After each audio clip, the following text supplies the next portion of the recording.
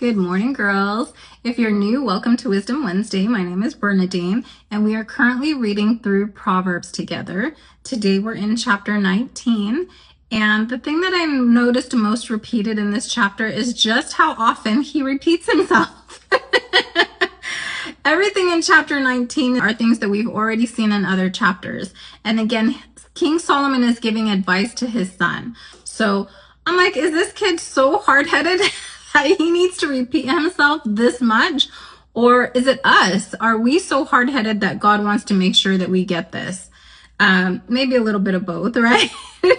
What it comes down to is relationships. We've talked about friendships. We've talked about parent-child relationships. We've talked about siblings. He said wisdom is your sister. She's your relative. You can call out to her. We talked about our relationship with God and that the fear of the Lord is not the same thing as being afraid of God.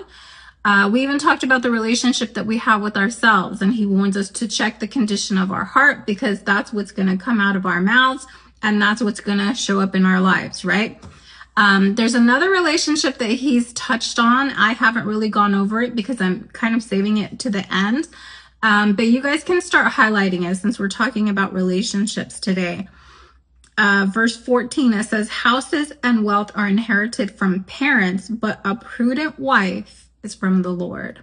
So remember, he's preparing his son for life. So it would make sense that he would also give him advice about what kind of woman, what kind of wife he should be looking for. So again, just kind of notice that as you read, and we'll get to it toward the end of Proverbs.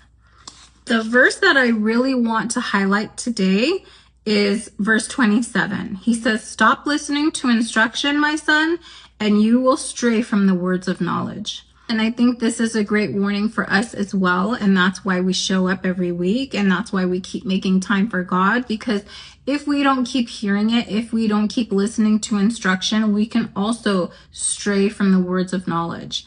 And we get so busy, we get so distracted, and we're human, we forget, right? Just like we need to eat every day, we need to make time for God every day. So let's keep it up, and I'll see you guys next week.